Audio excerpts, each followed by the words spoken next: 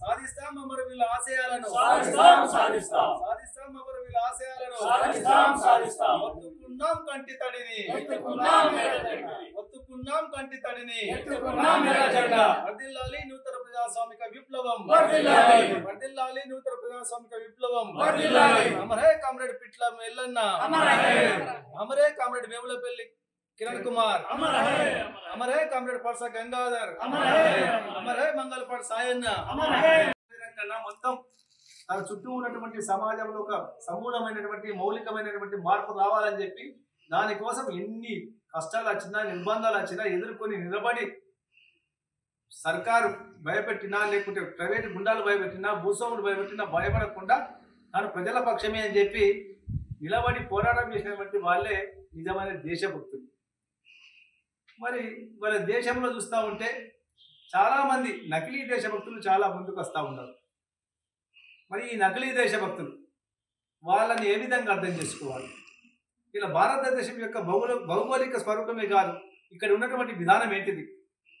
1947 August 15 తారీఖు నాడు భారతదేశానికి స్వతంత్రం వచ్చిందని చెప్పి ప్రకటించి ఉన్నారు. అంటే దాదాపు 78 సంవత్సరాలు ఈ భారతదేశానికి వయసు వచ్చింది.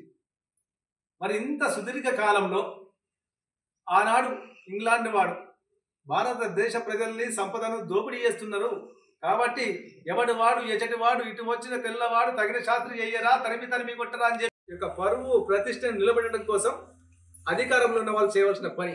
ఎందుకంటే ప్రజలందరూ కూడా నమ్మి ఓటేస్తూ ఉంటే ఎందుకు ప్రజల్ని వంచిస్తున్నారని చెప్పి మన ప్రశ్న. కాబట్టి ఇక్కడ దేశంలో ఉన్నటువంటి సంపదను కాపాడాలి, అదేవిధంగా శ్రమ సంస్కృతి పెంచాలి, శ్రమ దోపిడీ లేనటువంటి ఒక వ్యవస్థ కావాలి. ఆ శ్రమ దోపిడీ లేని అంటే ఒక మనిషి ఇంకొక మనిషి దోపిడీ చేయని వ్యవస్థ కావాలి.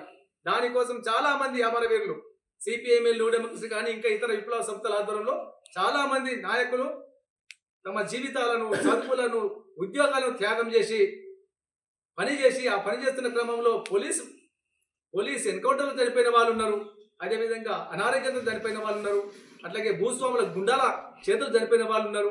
ఏది ఏమైనా కానీ ప్రాణం అంటే లెక్క లేకుండా ప్రజల కోసం మరణిద్దామని చెప్పి అంత దృఢదీక్షతో ముందుకు సాగినటువంటి అమరవీరులు చాలా మంది ఉన్నారు. బ్రిటిష్ వాడి కోపం వస్తే భగత్ సింగ్ కు ఉరితాడి బిగించారు. ఇక్కడ ఉన్నటువంటి నరేంద్ర మోడీ లేకుంటే అంతకుముందు ఉన్నటువంటి కేంద్ర ప్రభుత్వ కోపం వస్తే అనేక మంది మన జేసీ ప్రసాద్ కావచ్చు, పొట్ల రామనరసింహ కావచ్చు, నీలం రామచంద్రయ్య కావచ్చు, అట్లాగే చంద్ర పుల్లారెడ్డి అనేక మంది కూడా ఎన్కౌంటర్ మన పూనం లింగన్న లాంటి వాడిని పోలీసులు చుట్టుముట్టి పట్టుకొని కాల్చి చాపినటువంటి ఖమ్మం జిల్లా లింగన్న ఎన్కౌంటర్ కూడా మనకు తెలుసు.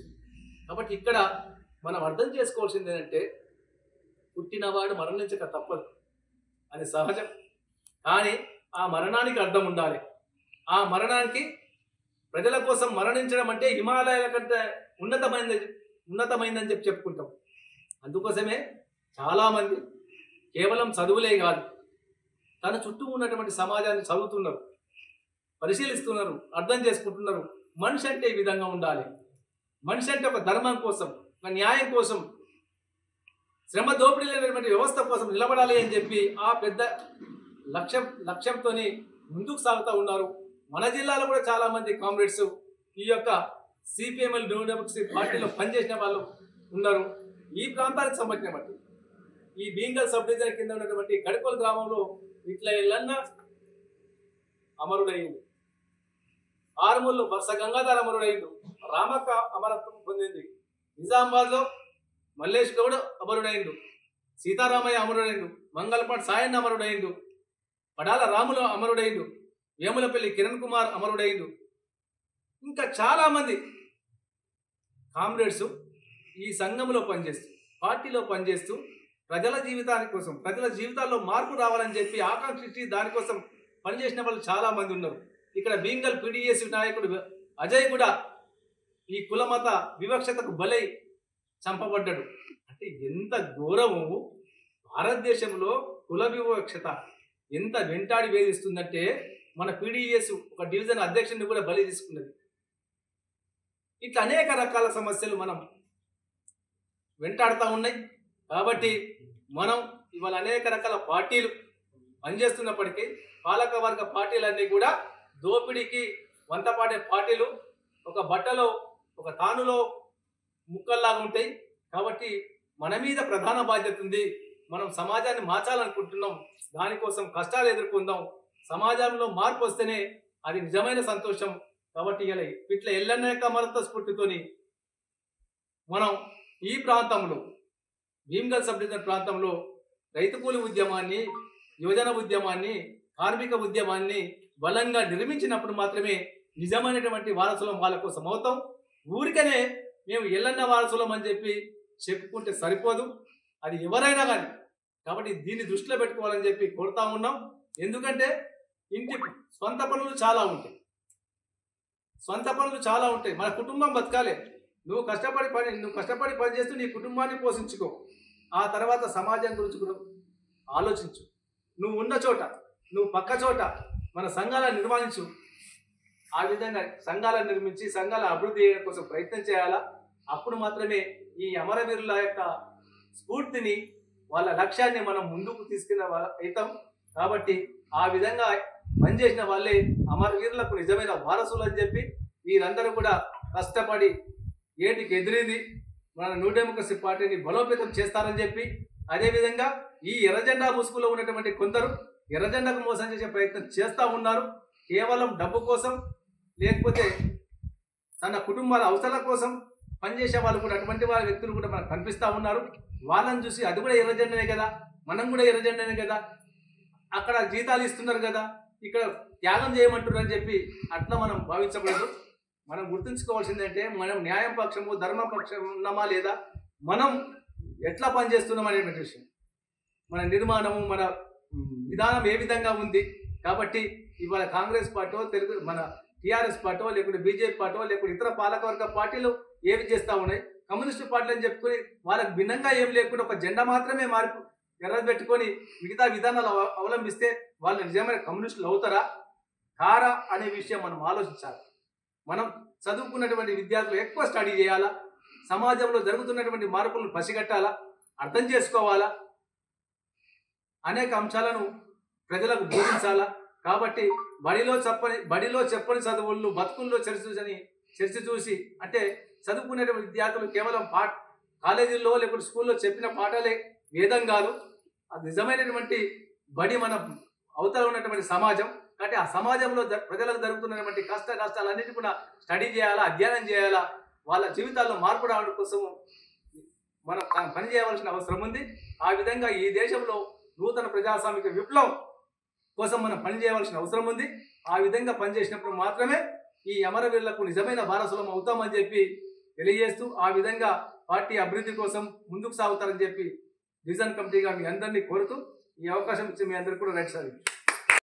స్వతంత్ర భారతదేశంలో ఈ దేశ ప్రజలకు మిగిలింది ఏమిటి, ఏమేమి వచ్చినాయి అనే విషయాన్ని ఇవాళ మనం ఆలోచించవలసిన ఉంది. పేదరికం తగ్గిందా? లేదు. నిరుద్యోగం తగ్గిందా? లేదు. అసమానతలు తగ్గినాయా? లేదు. మహిళల మీద అత్యాచారాలు తగ్గినాయా? లేదు. మరి నిత్యావసర సరుకుల ధరలు తగ్గుతున్నాయా? సామాన్యులకు అందుబాటులో ఉన్నాయా? లేవు. మరి ఏమి జరుగుతుంది? ఇవాళ దేశ జనాభా 142 కోట్లు అంటున్నారు. మరి 142 కోట్లు ఉన్నటువంటి జనాభా, ఈ జనాభాకు ఈ దేశానికి ప్రధానమంత్రిగా ఉన్నటువంటి నరేంద్ర మోడీ అమెరికా వాడిని చూసి ఎందుకు భయపడుతున్నాడు? ఇవాళ నరేంద్ర మోడీ బీజేపీ హిందూ మత ప్రచారం చేస్తుండు కదా, నిజంగా హిందూ మత ప్రజల్ని, హిందువుల ప్రయోజనాలను కాపాడుతుందా? చాలా మంది భ్రమలో ఉన్నారు. ఇవాళ మోడీ గారు హిందూ ప్రజలకే ప్రధానంగా మోసం చేస్తున్నారు. ఎందుకంటే 142 కోట్ల జనాభాలో దాదాపు 110 కోట్ల మంది, సుమారు అంటే 100 కోట్ల పైన మంది హిందువులే ఉన్నారు. భారతదేశంలో ప్రభుత్వ రంగ సంస్థలో కోట్లాది మంది పనిచేస్తూ ఉంటే, ఉదాహరణకు ఒక బిఎస్ఎన్లో 90,000 మందికి గోల్డెన్ షేకెట్ పేరు మీద ఇంటికి సాగనంపిండు. అందులో 90,000 మందిలో దాదాపు 70,000 మంది హిందువులే. అంటే వాళ్ళకి పని పోయింది. దేశంలో ఉన్నటువంటి ప్రభుత్వ రంగ సంస్థలు ఇలా సింగరేణి కానీ, లేకుంటే రైల్వే కానీ, లేకుంటే ఎయిర్పోర్ట్ కానీ, అనేక రకాల ప్రభుత్వ రంగ సంస్థలన్నింటిలో బహిరంగంగా అమ్మేస్తూ ఉండు. ప్రభుత్వ సంపదను బహిరంగంగా అమ్మేసి అంబానీ ఆదాయాలకు అప్పచెప్తా ఉన్నాడు. దానివల్ల ఎవరికి నష్టం? మన హిందువులకే ప్రధానమైన నష్టం. కానీ ఎప్పుడో కొన్ని జరిగినటువంటి తెలంగాణలో కానీ అక్కడక్కడ ఎప్పుడో కొన్ని జరిగినటువంటి ఘటనల్ని చాలా పెద్దగా చేసి చూపించి హిందువుల మధ్య, క్రిస్టియన్ల మధ్య, ముస్లిం మధ్య ఒక అనైక్యతను, ఒక విద్వేషాన్ని రెచ్చగొట్టే విధంగా ప్రయత్నం జరుగుతూ ఉంది. ఇది సరికాదు అని చెప్పి మనం అర్థం చేసుకోవాలి.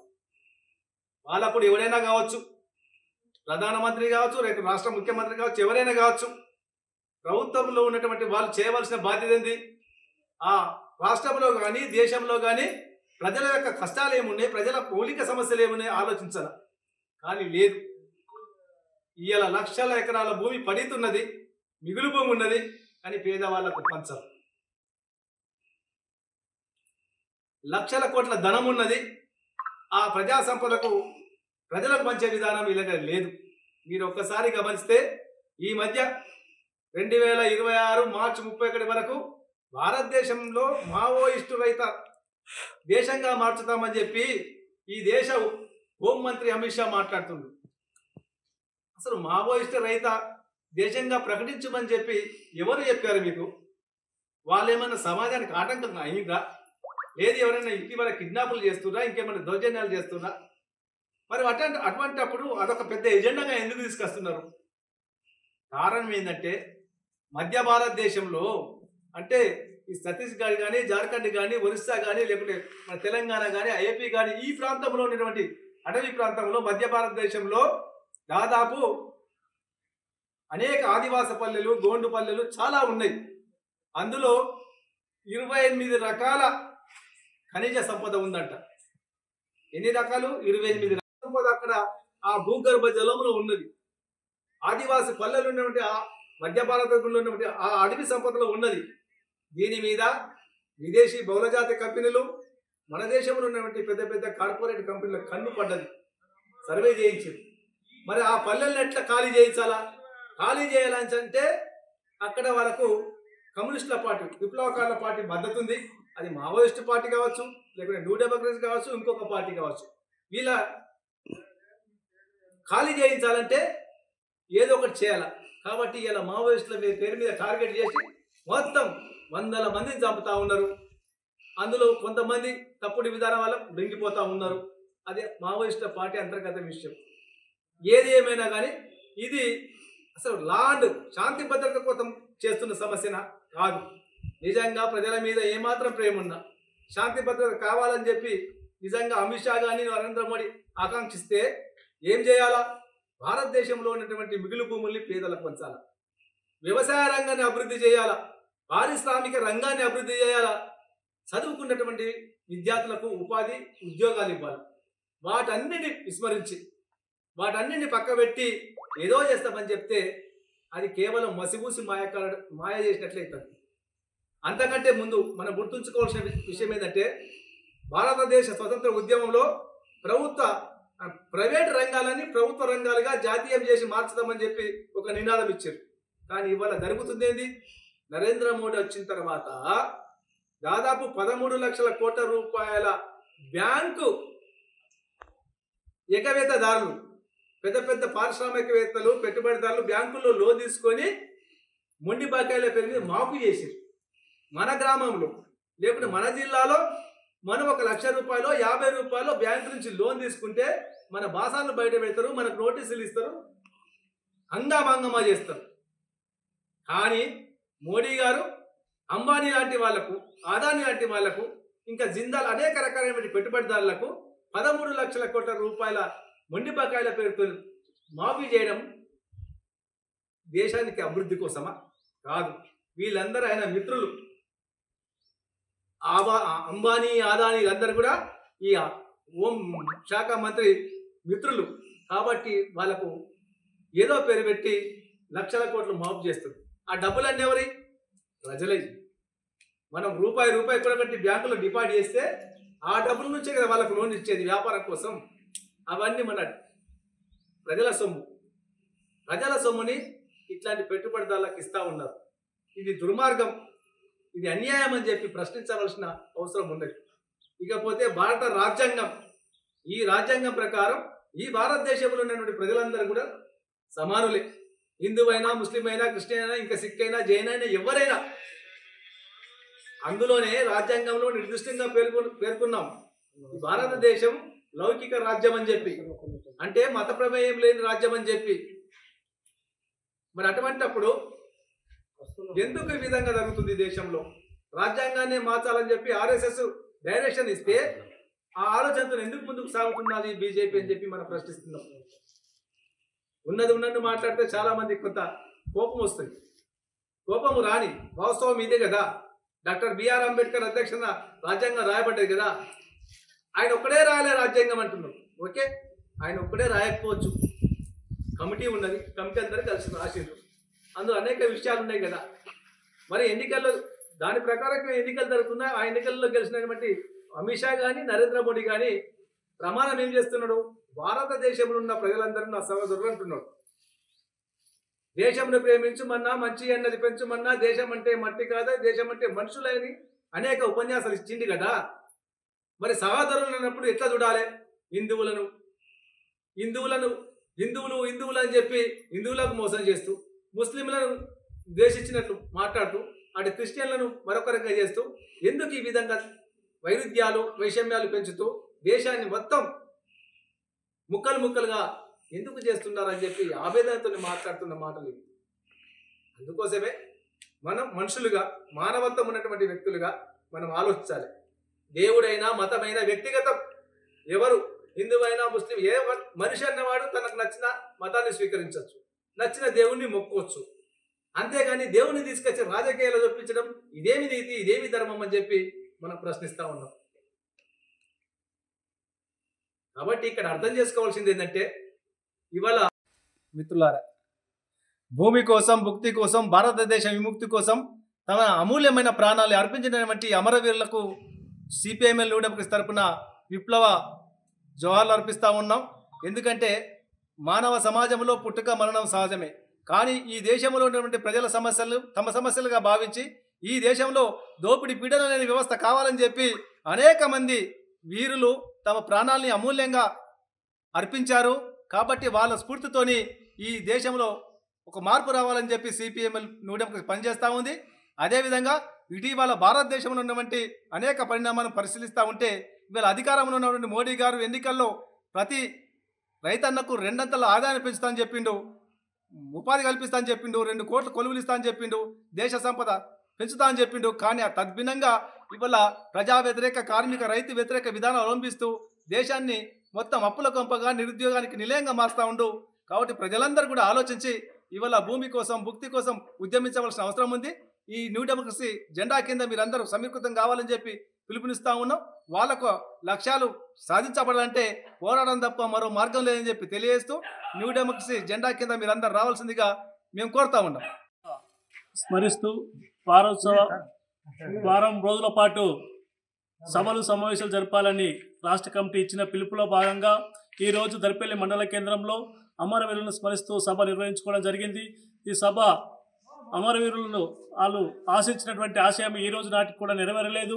వాళ్ళు ఆశించినటువంటి ఆశయము ప్రతి మనిషికి కూడు, గూడు, నీడ, వైద్యం కావాలని కోరుకున్నటువంటి ఆశయము నెరవేరలేదు. కాబట్టి ఆశయ సాధన కోసం ప్రతి ఒక్కరూ ముందుకు రావాల్సిందిగా నేను ప్రజలకు విజ్ఞప్తి చేస్తూ ఉన్నాను. ఎందుకంటే ఇవాళ పేదవారికి ఎలాంటి సౌకర్యాలు లేవు. ప్రభుత్వాలు అధికారంకి వచ్చే వరకు చాలా హామీలు ఇస్తూ ఉన్నారు.